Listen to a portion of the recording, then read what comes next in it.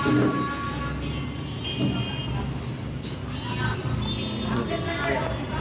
ही करो, एक मोमबत्ती लेके वैसे ही करो। छोटा कहीं नहीं तो इल्गो निकाल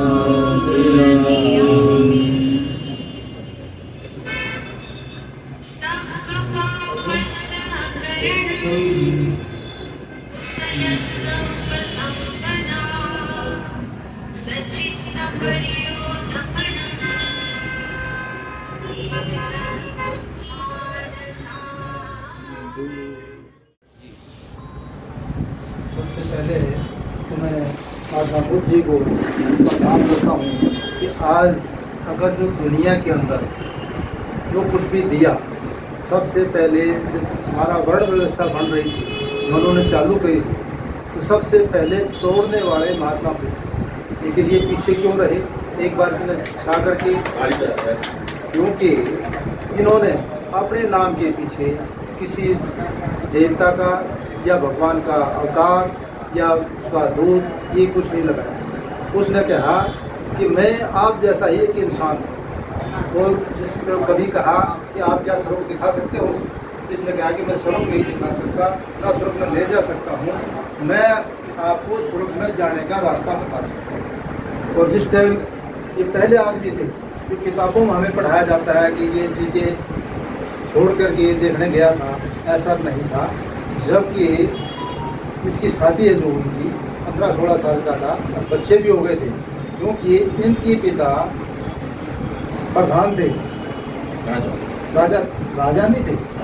हाँ, दो थे, एक तो ये कोली वंश और शाक्य वंश।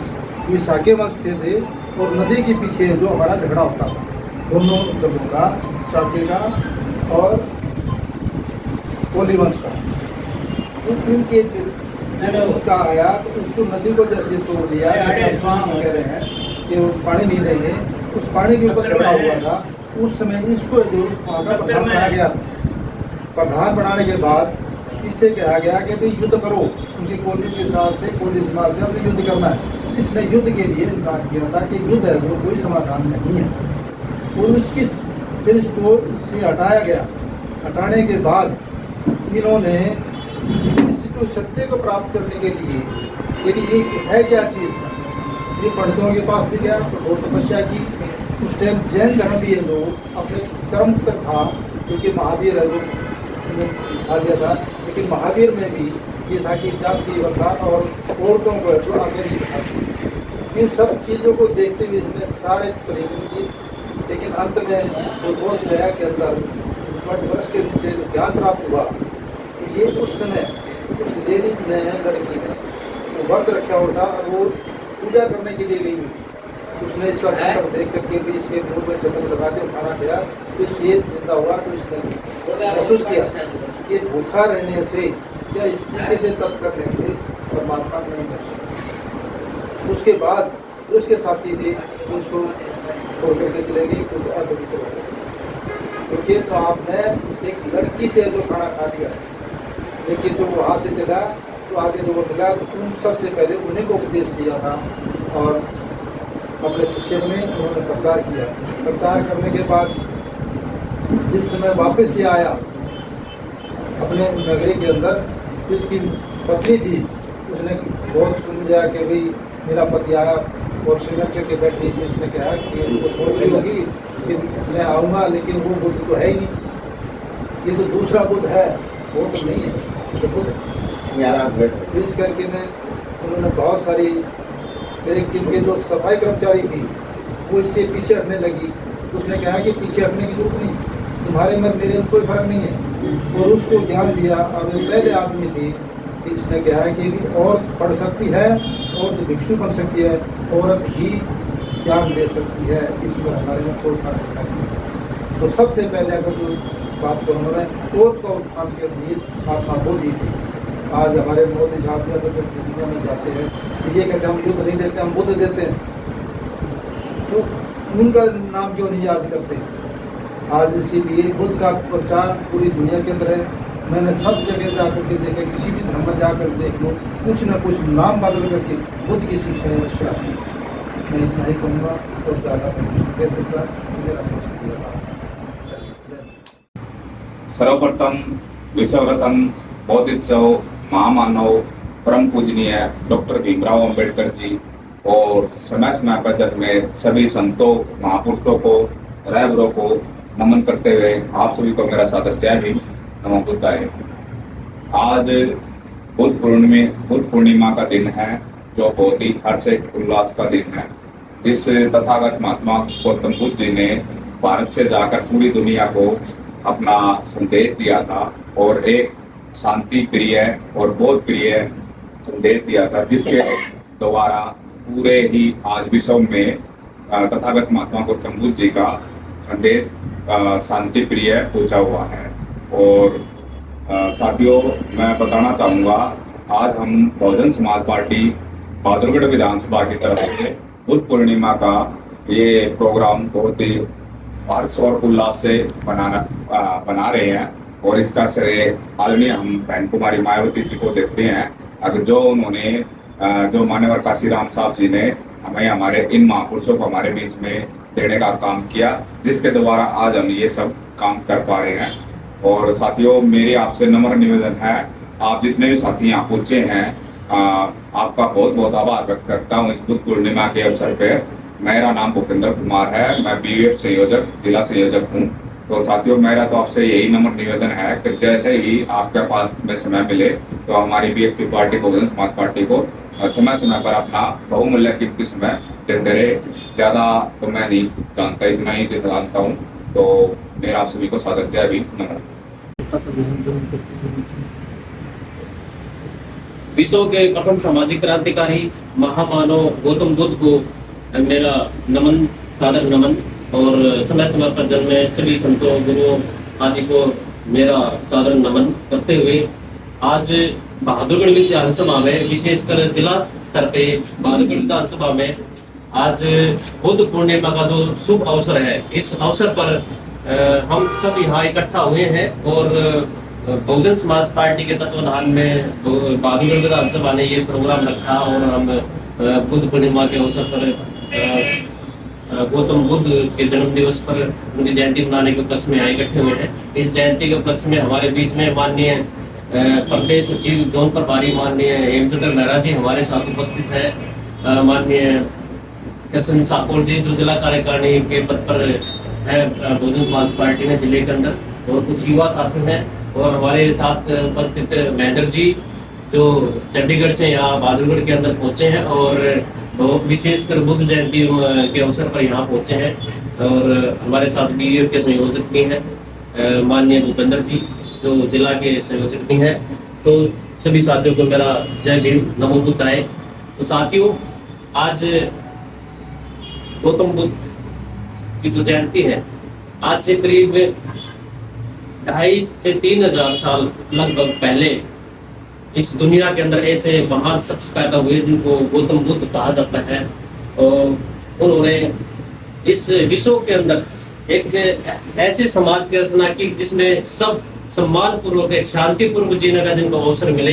एक ऐसे जो है धर्म की जो उन्होंने स्थापना की और दुनिया के अंदर एक संदेश दिया कि विश्व के अंदर जो है शांति कैसे स्थापित की जा सकती है, कैसे जीवन संभव है। मुसीबतें सबके पास में है, लेकिन उन मुसीबतों के बीच में कैसे अपने आप को सुरक्षित रख सकते हैं, कैसे अपने जीवन को खुशहाल बना सकते हैं, उन सब के बीच में उन्होंने अपने समय में, कार्यकाल में एक ऐसा जो है सिस्टम बना करके दिया जिसको अष्टांगिक मार्ग बोला जाता है। खुशहाल जिंदगी कैसे जी सकते हैं और उनके आदर्शों पर चलते हुए हम अपना खुशहाल जीवन व्यतीत करने का प्रयास करेंगे। और सभी से मेरा संदेश भी है कि उनके आदर्शों पर चलते हुए उनका प्रसार प्रसार करें और उनके आदर्शों पर जो है अपनी जिंदगी जिए। इन्हीं शब्दों के साथ मैं अपनी बात समाप्त करता हूँ। जय भीम, जय भारत। जी, नमो बुद्ध है। जब शासनकाल की बात है कि गौतम बुद्ध का नाम कैसे पड़ा। चंद्रगुप्त मौर्य हमारे शासन में लड़ाई मार करके करा गया और उसके बाद होगा हमें हिंदू और भारत का कोई समाधान नहीं था। और इसके उसमें चंद्रगुप्त मौर्य जो उनकी भी लड़ाई लड़ते लड़ते हमारे लोगों ने आश्वासन दिया, सारे मार के बीच जो सकता है इसका हमारे मरने का भी सिद्धांत नहीं करने का भी समाधान होता रहा। और हमारे जिस पे हिंदू राज में हमारे यही अशोक सम्राट ने हमारा इसको प्रदान किया, जिसमें आज उसी के हमें एक आने के उसमें काम करते थे। एक आना तो लेकर के जाया करते, उसको हम चीज़ हमने खुद अपने आप में से एक आने के हमें चीज़ लाया करते।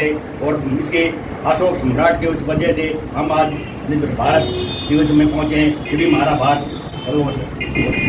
बनाया गया है, जिसमें के बाबा साहब ने भी संविधान रिजर्व बैंक उसको सामना की। और हम आज उसी के रंग में बाबा भाई के बुद्ध नाम रखा गया है। बाबा साहब के अनुसार हम अन्यायी हैं, उसके अनुसार हम काम कर लेंगे। समाज के लेकर के हम योग्यता नमाते रहे, फिर भी हमारे लोग अपने आप को नहीं समझ पाए। इसका समाधान हम जरूर अपना करना चाहिए।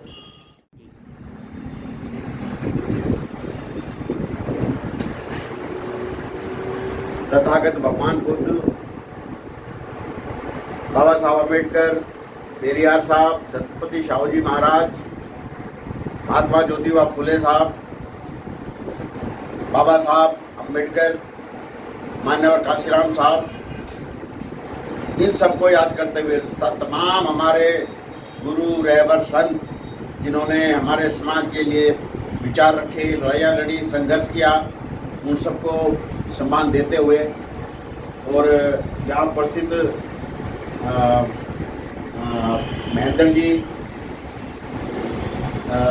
सतवीर जाखोदा जी जो जिला प्रभारी हैं, वेंद्र जी जो जिला बीवीएफ संयोजक हैं, अपने गिरसन साकोल जी जो जिला कार्यकारी सदस्य है, रवि जी, विवेक जी, इन सबको उपस्थित और सम्मान देते हुए मैं 2 शब्द आपके सामने रखना चाहता हूँ। सबसे पहले यहाँ जो है एक भगवान का बात आते ही मेरे मन में क्या, सबके मन में आती होगी महात्मा गौतम बुद्ध। हालांकि उन्होंने कभी नहीं कहा मैं भगवान हूँ, लेकिन फिर भी हम उनको भगवान बोल देते हैं, क्योंकि उन्होंने जिस हिसाब से अपने आप को रखा संसार में और एक जो जीने का मार्ग दिया। वो धर्म जो है एक जीने का मार्ग है, सबको शांति प्रिय मार्ग है, क्योंकि और जो है उसमें कुछ ना कुछ ऐसी चमत्कारिक चीज़ें रखी हुई हैं कि उससे जैसे वो ऐसी चीज़ हुई हो। लेकिन महात्मा बुद्ध ने कभी नहीं कहा कि मेरे पास ऐसा कोई चमत्कार है। उन्होंने कभी नहीं कहा कि मैं तुम्हें स्वर्ग में भेजूंगा। उसने नहीं कहा कि तुम नरक से डरो, स्वर्ग में जाओगे, इस तरह करोगे तो नरक में जाओगे, ऐसा कभी नहीं कहा। खास बात ये है जो अभी महात्मा फुले की जो मूवी बनी है उसमें जो लड़कियों को या औरतों को जो पढ़ाई नहीं की जाती थी वो ये कह के डराते थे कि पढ़ोगी तो नरक में जाओगी। और ये सावित्रीबाई फुले और ज्योतिबा फुले सब लड़कों को नरक में भेजेगा, इसलिए उसका विरोध करते थे, उत्तर मार देते, गोबर फेंकते, सारा काम करते थे। लेकिन आज जो है स्थिति बिल्कुल बदल गई है, लोगों को समझ में आ गया है कि क्या सच है क्या गलत है। इसका जो इलाज है वो महात्मा बुद्ध की विचारधारा पे है, इसकी विचारधारा चलती है और उसकी विचारधारा पे बहुजन समाज पार्टी उसकी विचारधारा पे चलती है। और कोई पार्टी नहीं चल रही, कोई ना कोई चमत्कार ये वो सो आडंबर, लेकिन बीएसपी सीधे भगवान बुद्ध के विचारों पे चलती है। और उन्हीं के विचारों को बाबा साहब ने हमारे संविधान में रखा है। और संविधान इतना बढ़िया है कि किसी को इसमें नाइंसाफी नहीं है, किसी को नीचा नहीं दिखाया, किसी को ऊंचा नहीं दिखाया, सबको समान किया है। तो ये इतना बढ़िया संविधान कि सारे संसार में सराहा गया है। और उसी का फल है कि आज तक भारत एक है। जो दूसरे देश हैं उनमें आपने देखे कितना उठापट है, सरकारें बदल जाती हैं, तख्ता पलट हो जाता है, लेकिन इनमें सरकारों के भी ये जिम्मेदारी बनती है कि संविधान को ठीक से लागू करें, बाबा साहब की बातों को ठीक से फॉलो करें। क्योंकि साइंटिफिक चीज़ों पे संविधान में जोर दिया गया है कि देश को वैज्ञानिक आधार की जो चीज़ें हैं, साइंटिफिक जो चीज़ें हैं, उनको अमल में लाया जाए और जो गैर जरूरी चीज़ें हैं, आडंबर की चीज़ें हैं, उनको नहीं लाया जाए। तो संविधान और बाबा साहब और महात्मा गौतम बुद्ध, महात्मा ज्योतिबा फुले, ये विचारधारा एक यार वहाँ से चली आ रही है और वो चलते चलते यहाँ तक पहुँची है। और हम जो है काफ़ी कंफर्टेबल पोजीशन में है कि देश अब इस चीज़ को जान गया है। खासकर हमने जब सम्मान दिया था ज्योतिबा फुले नगर बना, तब तो कोई समझा नहीं, लेकिन अब आज जो उसकी मूवी देख के समाज में बहुत बदलाव आया है, उसकी बातों को यार मैं आप सारे समाज को, सारे देश को बताना चाहता हूँ कि ज्योतिबा फुले साहब की जीवनी बाबा साहब के लिए आदर्श थी। उन्होंने उनको अपना गुरु माना था और बीएसपी ने उसको आगे चलाया था। उसमें जिला भी बनाया था उनका जो परिवर्तन चौक लखनऊ जो बेगम महल के पार्क है, उसमें जो है जो 5 मूर्तियाँ ऊपर हैं, तो उनमें एक ज्योतिबा फुले साहब की। तो ये सब सारा सम्मान हमने दिया और उसी कारण जो है किसी तरह से वो जो प्रचार हुआ उसके दम पे ये मूवी जो है, ये फिल्म जो है हमारे सबके सामने आई है। तो मैं समझता हूँ कि आज के युग में सारा समाज जागरूक है और जागरूक रहना भी चाहिए। और कोई दकियानुसी सोशल मूवमेंट चैनल पे बेहतर जानकारी के लिए सब्सक्राइब का बटन दबाकर बेल आइकन का बटन जरूर दबाएं ताकि आपको नया नोटिफिकेशन मिल सके। धन्यवाद।